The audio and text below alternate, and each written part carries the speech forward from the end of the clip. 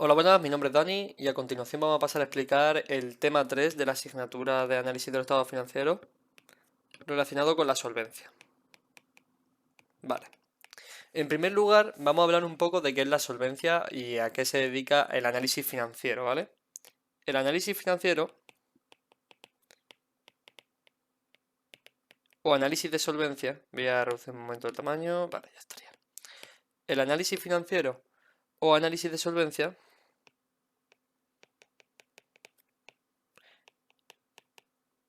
lo que pretende es conocer si una empresa es capaz de hacer frente tanto a sus deudas a corto plazo como a sus deudas a largo plazo. Vale, teniendo esto en cuenta, podríamos decir que el análisis financiero, análisis de solvencia, lo que trata de pretender ver es si la empresa se encuentra en equilibrio económico. Es decir, si está libre de tensiones financieras. Ok, partiendo de esto debemos de tener en cuenta de que las empresas desarrollan una actividad, ¿vale? Existen empresas que desarrollan actividades. Y que para desarrollar la actividad la empresa requiere de un activo. Este activo lo obtiene mediante inversiones, ¿vale? Y estas inversiones son financiadas por fuentes de financiación, ¿vale?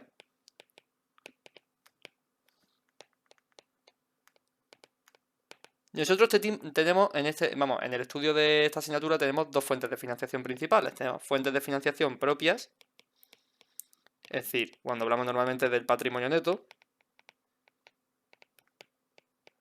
y ajenas, refiriéndonos tanto a las deudas con las entidades de crédito como a las deudas con nuestros proveedores, etcétera.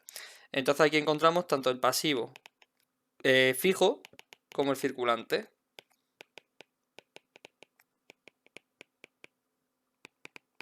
Vale, entonces vamos a ir un poco más con lo que llega siendo el tema. Nosotros hemos dicho entonces que tenemos un análisis financiero, ¿vale? Que este análisis financiero lo que pretende, o análisis de solvencia, lo que pretende es conocer es si las empresas son capaces de atender tanto a sus deudas como a corto como a largo plazo. Eso es lo principal con lo que tenemos que quedarnos de lo que acabo de comentar. Tras esto, vamos a hablar un poco de la estructura de la empresa, porque acabo de decir que la empresa también cuenta con un activo, al que nosotros lo obtenemos mediante inversiones y que está financiado por fuentes de financiación, aunque sí.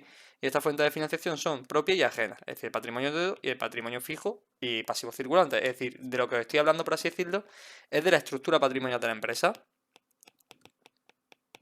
De la estructura patrimonial, la cual se divide en inversiones y en fuentes de financiación. En las inversiones tenemos el activo circulante, bueno, el fijo y el circulante. Mientras que en las fuentes de financiación tengo las propias, que básicamente es el patrimonio neto, como habíamos dicho antes, y las ajenas, que básicamente son el pasivo fijo y el pasivo circulante.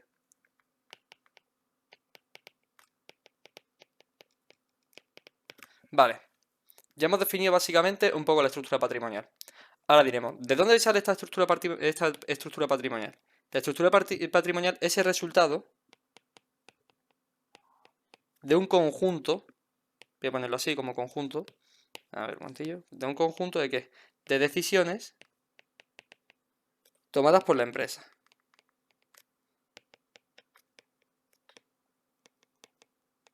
¿Y dónde podemos verlo? Podemos observarlo en el balance, si haciendo un estudio del balance. Vale, nosotros a lo largo de la asignatura habremos visto distintas formas de presentar el balance. Está el funcional, el balance, vamos, el típico, el tradicional, etcétera. Vale, más tarde ya os voy a enseñar un poco la parte práctica, nosotros lo que vamos a hacer con la práctica de la asignatura. Pero vamos a ir con esto. El balance, ¿cómo lo estudiamos? Existe dos formas de estudiar, en plan de estudiarlo o de analizarlo. Tenemos, por un lado, porcentajes verticales,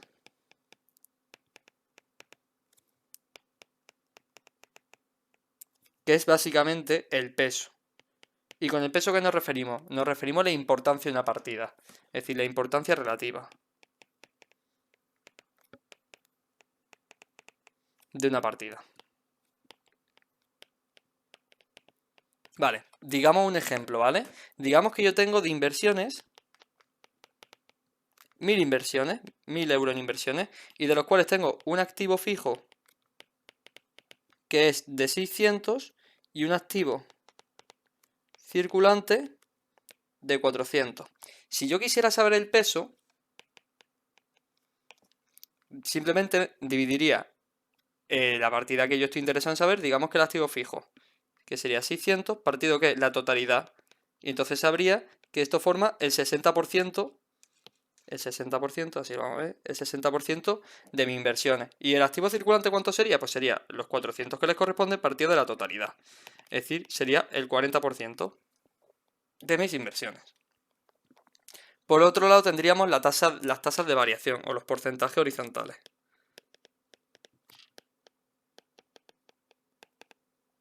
Con esto lo que pretendemos ver, más que la importancia relativa, es la variación que se ha producido de un periodo con respecto a otro. Es decir, yo tengo, por ejemplo, mira aquí y paso a 1200. ¿En cuánto ha variado? Pues tengo que hacer la tasa de variación, que sería básicamente una tasa de variación interanual, que sería el periodo final menos el periodo inicial, partido del periodo inicial, y lo que saliese esto. Es decir, sería aquí 200 partido de 1000. Voy tachando y se me quedaría creo que en 0,2, que es lo que ha variado, es decir, en un 20%. Ya está, eso sería, por así decirlo, un breve ejemplo. Vale, normalmente tanto los porcentajes verticales como los porcentajes horizontales no los suelen dar. He hecho una breve introducción. También tenemos que tener en cuenta que en los porcentajes horizontales encontramos también los números índices, que teóricamente, básicamente, yo hago un estudio de varios periodos de series temporales. Necesitamos que sean 2 o más años. No, más de 2 años, por así decirlo. Y básicamente lo que estoy haciendo es un estudio de una partida con respecto a un año base. Pero bueno, tampoco le vamos a dar mucha más importancia, simplemente lo comentamos y seguimos. Vale, entonces, nosotros en la empresa tenemos dos tipos de estructura, ¿vale? Esto vamos a seguir comentándolo aquí. Vale, tenemos dos tipos de estructura, la económica y la financiera. Vamos a hablar un poco de cómo analizaríamos nosotros la estructura económica. La estructura económica es la referida al activo fijo y al activo circulante. O sea, a las inversiones. Vale. Teniendo esto en cuenta, voy a daros una serie de pasos guía. En ocasiones utilizaré uno o otro, pero esto es solo guía. Primero de todo nos fijamos en el peso de las dos principales masas. Es decir, nos fijamos en el peso del activo corriente y del activo fijo. Y más que corriente voy a poner circulante, que es lo mismo.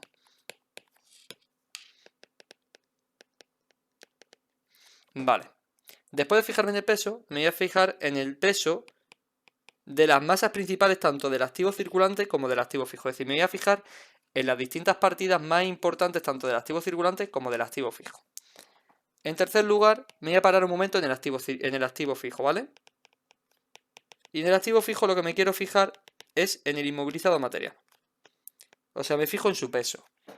Vale, ¿qué ocurre en el inmovilizado material? Puede pasar una cosa, que tenga un peso relativamente alto, que suele ser lo normal en las empresas que requieren de una gran estructura, o puede pasar que lo tenga bajo el peso. Si tiene bajo el peso puede deberse a uno, que es que la empresa no tenga el inmovilizado, es decir, no tenga las estructuras y lo tenga arrendado, lo cual podríamos consultarlo en la memoria.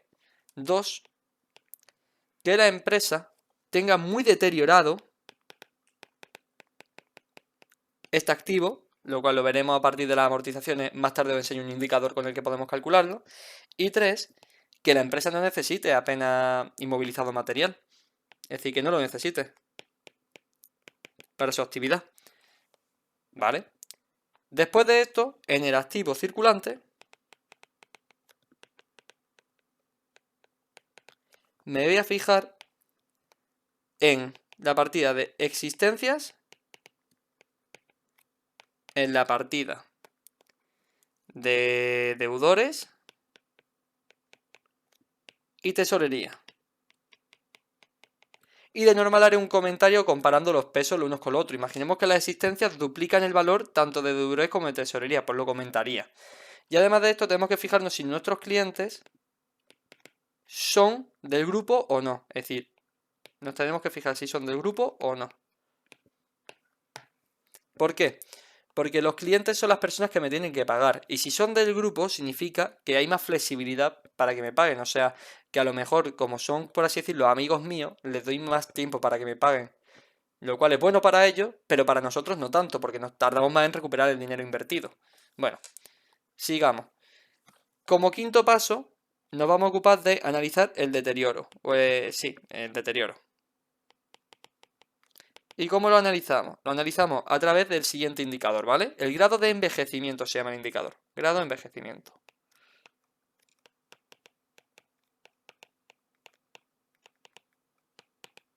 ¿Y cómo es? Es la amortización acumulada del inmovilizado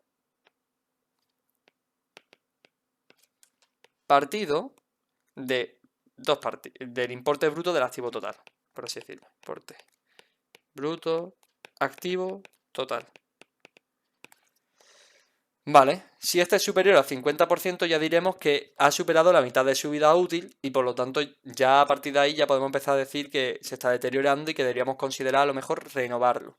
Vale, la amortización acumulada la podemos tener directamente del balance, pero el importe bruto ahora os voy a enseñar de dónde lo sacamos. Venga, voy a poner un ejemplo con el Excel, nos metemos aquí en un caso práctico que tenemos, ¿vale? Y vamos a ver los indicadores que vamos a ir aprendiendo. Primero el grado de envejecimiento del activo, ¿vale? Como estábamos diciendo. ¿Qué habíamos dicho? Que era la amortización acumulada del inmovilizado. Vale. O del activo general, ¿vale? Vale. Vamos directamente, vamos a cogerlo solo el 2014, ¿vale? Nos vamos al balance y cogemos el importe de la amortización, ¿vale? Que viene aquí. Pues simplemente tomaría este importe y como viene en negativo lo pongo en positivo, ¿vale? Vale, ya tendríamos por aquí este importe. Lo quito que está en porcentaje, lo pongo en general. Vale, esta sería la amortización. Y después necesito el importe bruto del activo. Que el importe bruto del activo va a ser igual que la suma de las siguientes dos partidas. Prestad atención.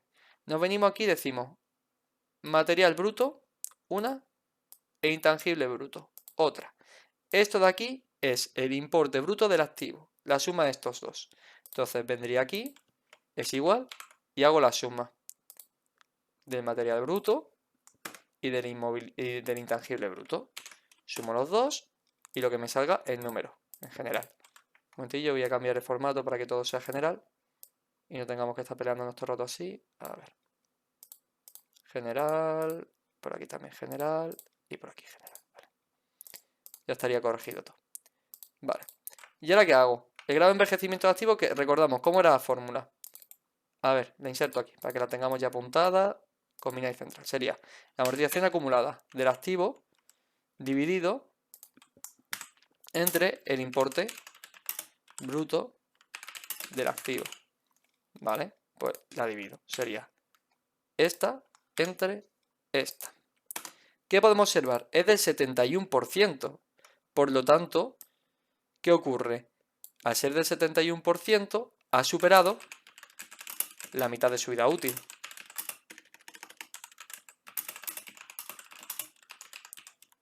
Por ende, podemos decir que está bastante deteriorado.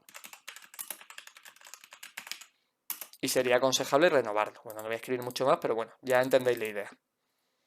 Bueno, pues esto es lo que nos quedaríamos nosotros primero con la primera parte que acabo de explicar, ¿vale? Vamos a seguir con el temario. Vuelvo a poner el iPad, vale, genial. Este era el cuarto paso. Bueno, el cuarto paso no, el quinto paso. Fijamos el deterioro. Y ahora, últimos pasillos que tenemos que fijarnos, ¿vale? Sexto paso. ¿Qué había dicho yo? Que había dos tipos de indicadores. Nos hemos estado fijando mucho en el peso. Ahora que nos vamos a fijar en las tasas de variación de las principales partidas, ¿vale? Y en séptimo lugar nos fijamos si existen, es decir, si existen activos ajenos ajenos a la actividad, perdón.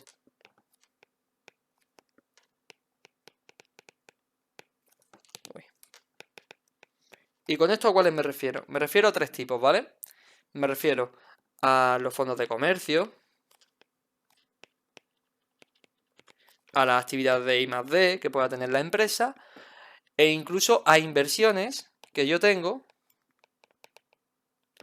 en empresas del grupo. Ya está.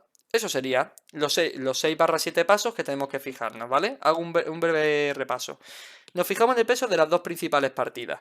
O sea, si yo tuviese este caso, nos fijaríamos tanto en el peso del inmovilizado neto, en este de aquí, como en el peso del activo circulante, este de aquí.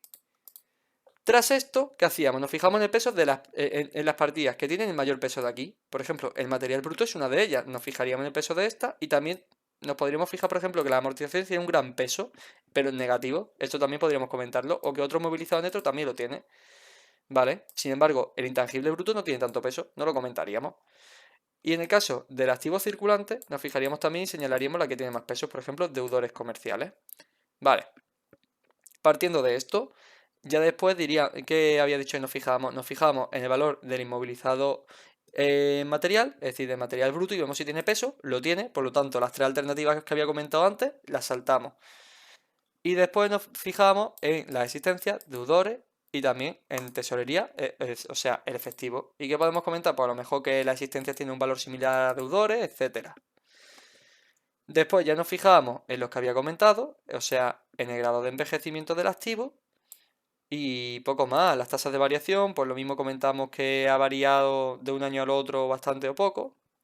Por ejemplo, que ha variado mucho el otro activo circulante, tiene peso, tiene una gran variación, ya está, podríamos comentar eso. Y poco más. Ya también nos fijaríamos en lo de si había activo ajeno o no a la explotación. Y bueno, ya está. Vamos ahora al análisis financiero, ¿vale?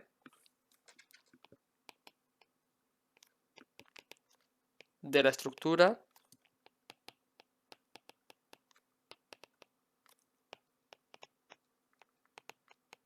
¿Cómo se hace el análisis de la estructura financiera? Seguimos los siguientes pasos. La estructura financiera es mucho más fácil de aprender porque primero que hacíamos, siempre nos fijábamos en el peso.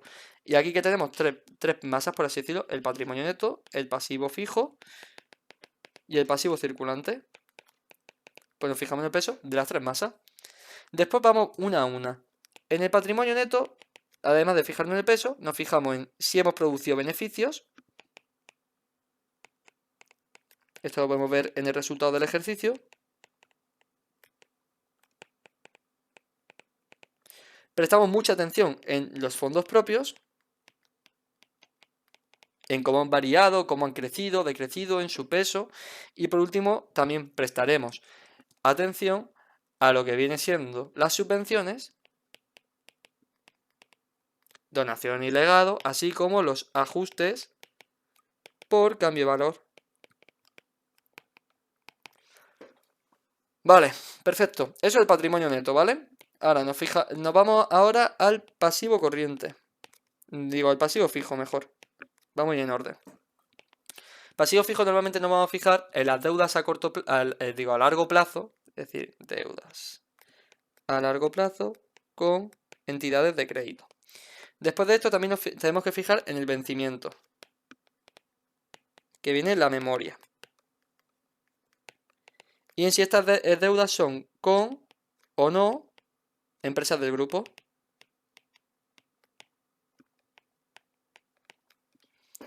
Vale. Y ahora pasamos ya del pasivo fijo al pasivo circulante. Al igual que en el pasivo fijo, prestamos atención a las deudas, pero a corto plazo con entidades de crédito y a los acreedores comerciales. Y acreedores comerciales. Al vencimiento. Y así son o no empresas del grupo. El vencimiento en ambos casos lo compararemos luego con unos indicadores del tema 4 que nos permitirá saber si somos capaces o no de devolver las deudas a tiempo. Poco más, ya está. Hemos hecho un breve resumen de qué tenemos que fijarnos. Ahora, algunos indicadores que nos sirven para analizar la estructura financiera. Dos principalmente, ¿vale? Primero, el nivel de endeudamiento.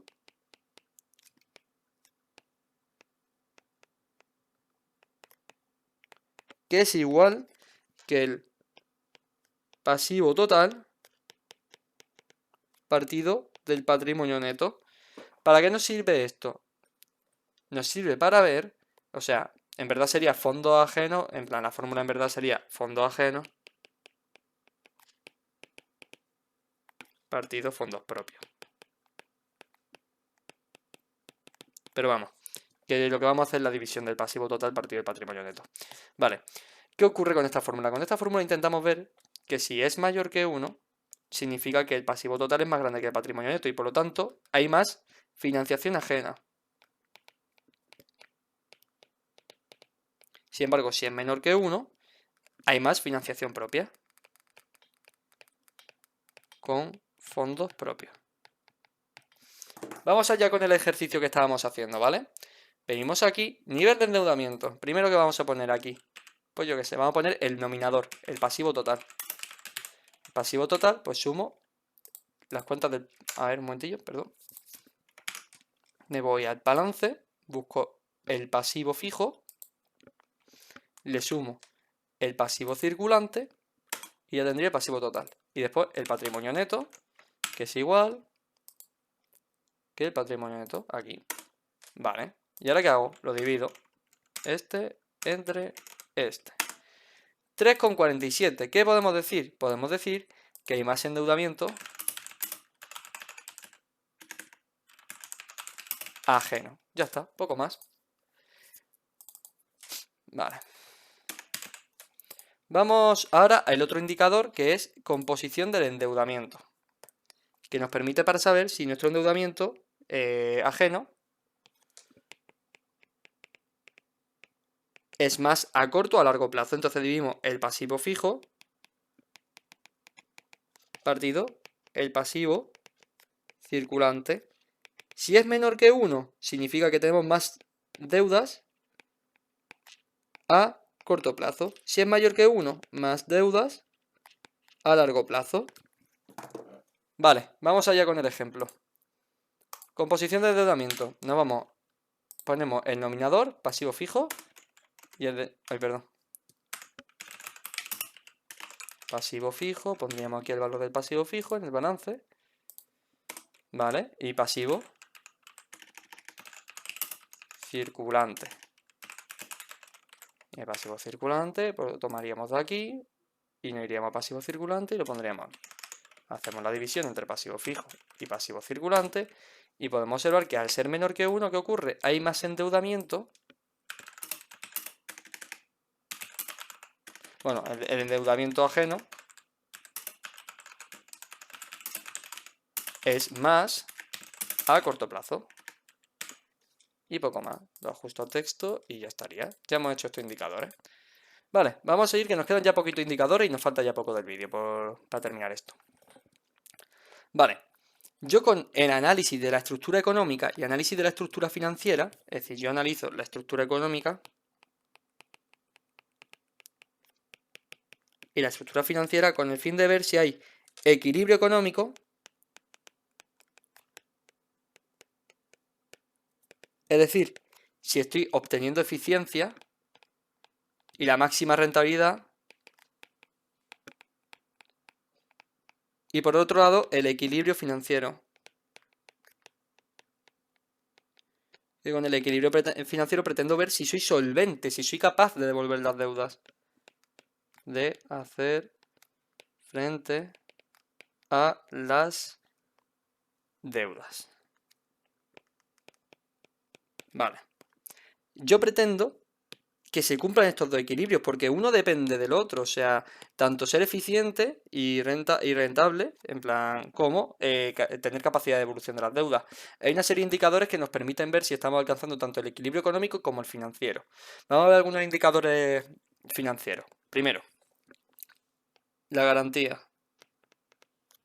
La garantía consiste en ser capaz de devolver las deudas. Al fin, por así decirlo, si yo liquido todos mis activos, ¿soy capaz de devolver todas mis deudas? Pues entonces, ¿cómo sería? Sería el activo total partido el pasivo total. Vamos a ver si se podría cumplir en esta empresa, que tenemos garantía. O sea, si yo liquidase todo mi activo, ¿sería capaz o no de devolver las deudas? Vamos a verlo. Nos vamos al caso, pondríamos aquí garantía. Pues primero todo, activo total, que es el nominador. Pues el activo total lo cogemos del tirón, o una de dos, sumamos o cogemos del tirón la inversión, porque es la suma del del fijo y del circulante. Yo voy a cogerlo directamente aquí, la inversión. Y ahora, pasivo total. Y sumo los dos pasivos. De todas formas lo tenía por aquí ya calculado, así que lo cojo del tirón. Vale. Si divido el activo total partido el pasivo total, me sale 1,28. Esto se me olvidó comentarlo. ¿Qué ocurre? Si es mayor que 1, significa que sí. Que si liquido todo mi activo, si liquido todo el activo, soy capaz de hacer frente a todas las deudas. Y si es menor que 1, no. Que no sería capaz. Vale, pues vamos a ver qué nos ha dicho aquí. Aquí un momentillo. No sería 1,28, por lo tanto, si liquido todo el activo, sería capaz de hacer frente a todas las deudas. Pero claro, esto es si liquido todo el activo, es decir, tenemos que tener en cuenta de que el activo no es igual de fácil de liquidar, o sea, hay partidas que se liquidan con más o con menos facilidad. ¿Qué es la liquidez? La liquidez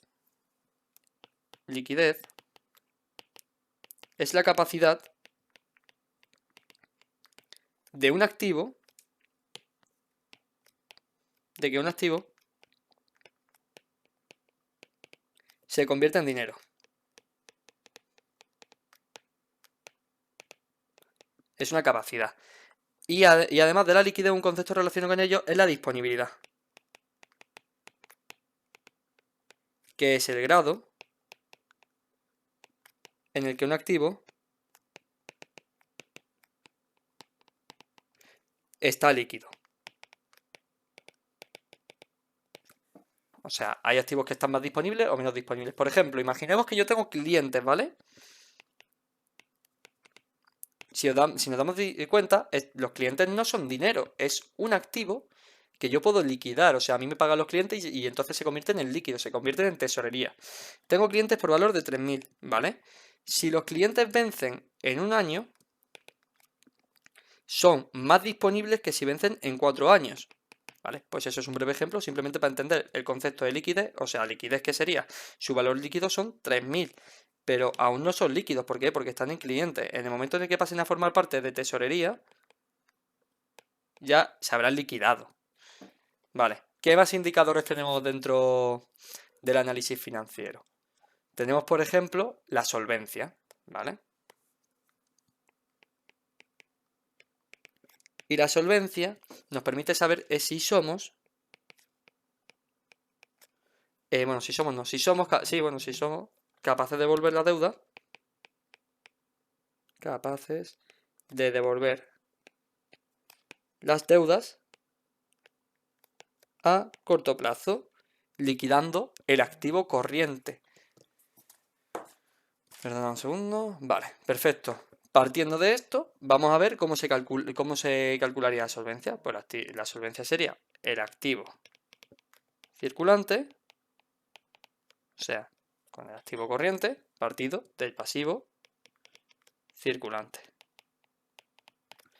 Vale, vamos a calcular la solvencia en esta empresa. Vamos a ver, cogemos por aquí esto y vendríamos aquí, solvencia. Venga, ya nos quedan 3 indicadores. Activo circulante. Pues vamos a buscar el activo circulante en el balance, que sería el activo circulante aquí, y el pasivo circulante. Que básicamente es irnos de nuevo al balance, buscar el pasivo circulante. ¿Dónde está el pasivo circulante? Aquí. Y lo dividiríamos. Activo circulante partido pasivo circulante. Nos sale 0,97. ¿Qué ocurre? Que el pasivo circulante es más grande que el activo circulante y por lo tanto sale menor que 1. Y por lo tanto, yo con el activo corriente no sería capaz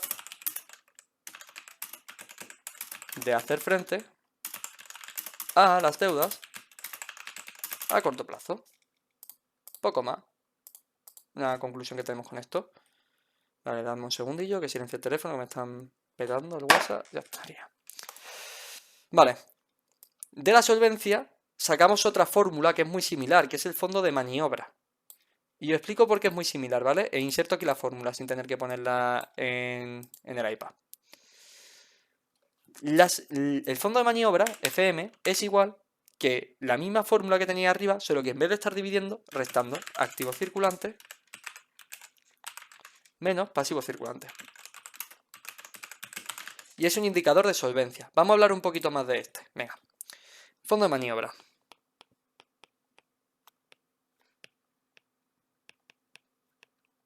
Vale, perdonadme que se me ha olvidado decirle lo que era la exigibilidad. La exigibilidad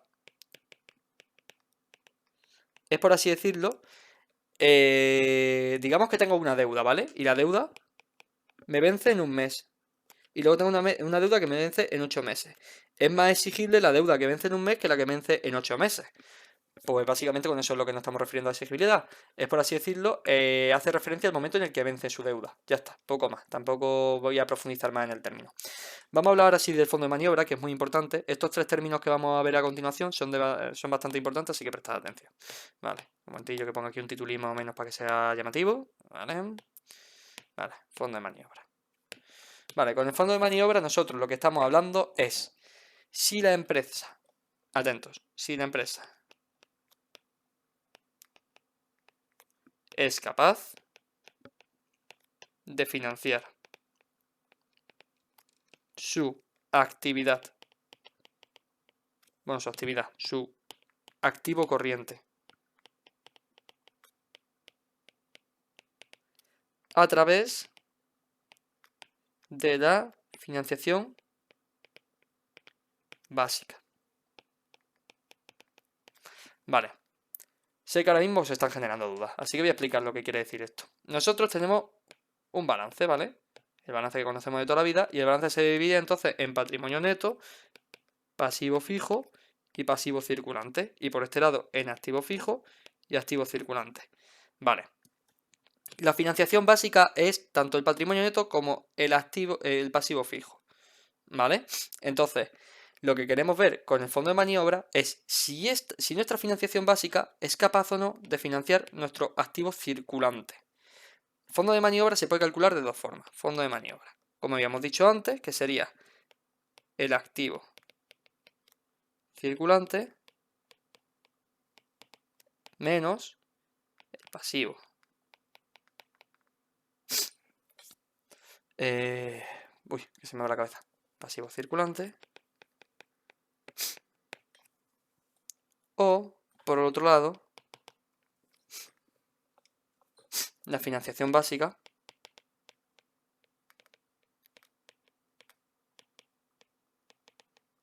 o recursos permanentes son lo mismo, ¿vale? Menos el activo fijo. Son las dos formas que nosotros tendríamos de calcular esto. O bien, espera un momentillo, quito esto aquí. A este de aquí, que marco de verde. Le quito este de aquí. O bien, a este de aquí le quito este de aquí. Vale. Y con esto podemos ver si somos capaces de financiar el activo circulante con la financiación básica o con los recursos permanentes que posee la empresa, ¿vale? Vamos a ver si somos capaces o no con esta empresa que tenemos. Tendríamos en primer lugar, el fondo de maniobra sería igual que ¿qué? Que el activo circulante que ya tendríamos aquí, menos el pasivo circulante. Lo restamos, sale negativo. ¿Qué ocurre con el fondo de maniobra? Puede pasar dos cosas, positivo o negativo. Os explico. Si sale positivo, si el fondo de maniobra es positivo, significa que los recursos permanentes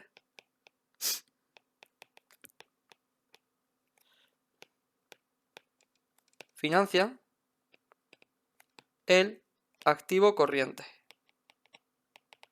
Poco más. Tampoco tiene mucha más relevancia. Ahora, si es negativo,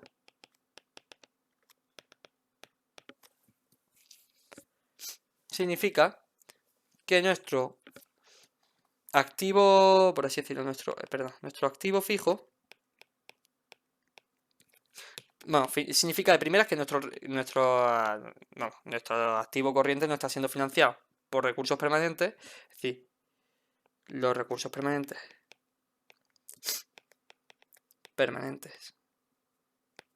son insuficientes para financiar el activo corriente. Por ende, la empresa recurre a deudas a corto plazo, es decir, la empresa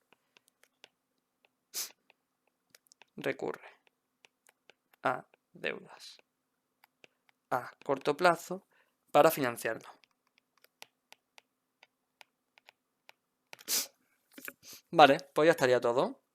Ya con esto hemos comentado casi todo. Y además, ya más tarde veremos otra explicación que voy a dar y demás. Pero bueno, de momento quedémonos con esto. Ahora vamos a pasar a las NOF, o necesidades operativas de financiación, ¿vale? Con las NOF, yo lo que quiero ver es si mi pasivo si mi actividad de explotación está siendo financiada por mi pasivo de la explotación. Es decir, nosotros tenemos un activo corriente, ¿vale? El activo corriente de la explotación menos pasivo corriente de la explotación. Lo que quiero ver es si nuestro activo corriente de explotación está o no financiado por el pasivo corriente de la explotación. No, perdón, por el pasivo corriente de explotación no, por nuestros recursos permanentes, coño, que se me va la cabeza. Bueno, entonces, vamos a ver qué tenemos. No. Es igual que lo que habíamos dicho, el activo corriente de explotación y el activo corriente de la explotación, activo corriente de la explotación. El activo corriente de la explotación es los deudores más ¿cómo se llamaba? Los deudores y la... Te lo digo ahora mismo. Son tanto los deudores como las existencias. Deudores de existencia menos acreedores comerciales.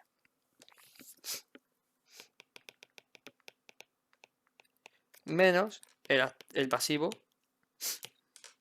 corriente de la explotación. Que son básicamente los acreedores comerciales. Vale. Tendríamos esto. Por la necesidad operativa de financiación, las calcularíamos de nuevo. Nos vendríamos aquí, calcularíamos nuestras NOF. A ver, las NOF recordamos lo que era. Era los deudores más existencias menos acreedores comerciales. Vendríamos aquí y calcularíamos nuestras necesidades operativas de financiación. Y ahora voy a explicar lo que entendemos por necesidades operativas de financiación bien. A ver, serían deudores más existencias menos acreedores comerciales. Y tendríamos aquí un valor. Vale. Nosotros en la empresa tenemos, por así decirlo, lo que nosotros conocemos como el ciclo de explotación, ¿vale? El ciclo de explotación es, va desde que la empresa compra las materias primas hasta que vende y cobra los productos a los clientes. Vale, este es el ciclo de explotación. En este ciclo de explotación hay un periodo de tiempo el cual nosotros estamos siendo financiados por los proveedores. Y luego hay otro periodo de tiempo en el que nos tenemos que buscar la vida, ¿vale? Aquí digamos que voy a poner, nos buscamos la vida. Este periodo de tiempo, nosotros tenemos lo que se conoce como necesidades operativas de financiación. Es decir, tenemos que buscar financiación porque nuestros proveedores ya no nos están financiando. ¿Qué ocurre? Que esta financiación puede ser o bien a través de los, ¿cómo se llama? De la financiación básica de la empresa, es decir, intentaríamos financiarlo de primeras con nuestra financiación básica, ¿vale? ¿Y cómo sabríamos si estamos financiándolo con la financiación básica o no? Pues mira, hacemos la resta del fondo de maniobra menos las NOF. Y si en este caso nos sale un resultado positivo, lo que significa es que la financiación básica está financiando, es decir, la financiación básica financia la actividad de explotación. Ahora, eso en el caso de que tanto el fondo de maniobra sea positivo como que las NOF sean positivas en esta suma. Otra posibilidad más. Digamos ahora que tenemos un fondo de maniobra positivo menos unas NOF también positivas y que nos dé un resultado negativo. O sea, que las NOF, porque en este caso el fondo de maniobra es mayor que las NOF, pero en este caso estamos diciendo que el fondo de maniobra es más pequeño que las NOF. En este caso que estamos diciendo que la financiación básica no es suficiente para cubrir nuestras NOF y entonces tenemos que acudir a lo que conocemos como recursos líquidos netos o a deudas a corto plazo. Entonces necesitaríamos, es decir, la financiación básica no cubre las NOF, por lo que la empresa debe recurrir a recursos líquidos netos para financiar la actividad de explotación, ¿vale? Etcétera. Eso es lo que acabo de decir. Más casos. El caso en el que las NOF sean negativas. Si las NOF son negativas, significa que los proveedores financian por completo el ciclo de explotación. Vale, ya vamos por aquí y ahora tenemos otro caso más, ¿vale? Tenemos el caso en el que tengamos el fondo de maniobra negativo, que es este caso que estamos estudiando ahora mismo en el ejemplo, y que las NOF, porque claro, yo le estoy restando las NOF, y las NOF sean positivas, digamos. Entonces, ¿qué ocurre? Ocurre que, vamos, va a salir negativo, ¿sabes? Claro, obviamente, y va a salir que el fondo de maniobra es más pequeño que las NOF. Por lo tanto, ¿qué pasa? La financiación básica no cubre, eso de primera, no cubre,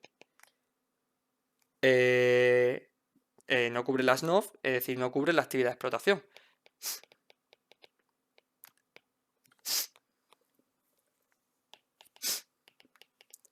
Pero además a esto le sumamos los recursos líquidos netos a los que vamos a tener que recurrir para cubrir la actividad de explotación. Los recursos líquidos netos a los que vamos a tener que recurrir también van a tener que cubrir parte del activo fijo, ¿vale? Es decir, van a tener que cubrir tanto el activo fijo como la actividad de explotación.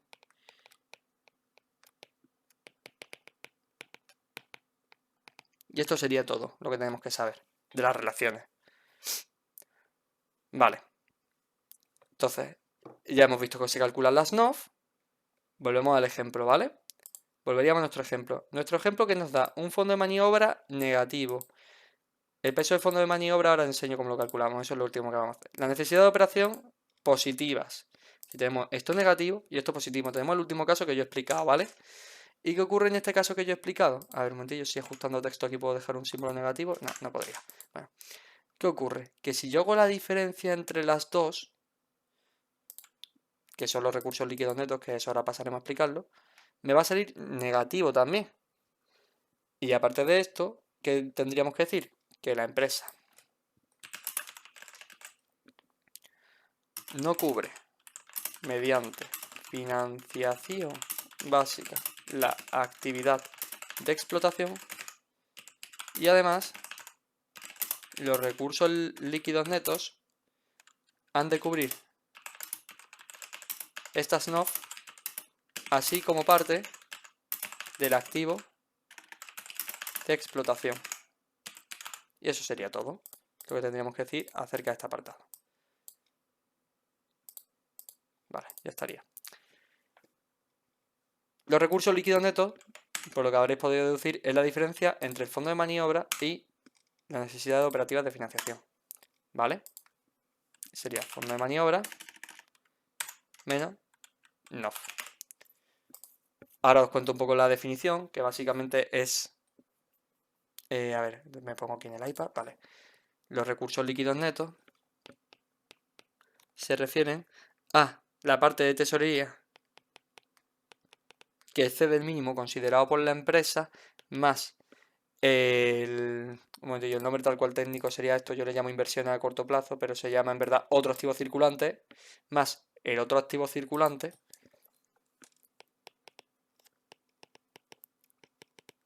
menos las deudas a corto plazo. O sea, con esto estamos refiriéndonos al activo circulante ajeno a la explotación y al pasivo circulante ajeno a la explotación. Vale. Y ya está, básicamente. O sea, si el fondo de maniobra es mayor que la AFNOF, ya hemos explicado antes lo que pasaba, tenemos unos recursos líquidos netos positivos. Y si el fondo de maniobra es más pequeño que la AFNOF, tenemos unos recursos líquidos netos negativos.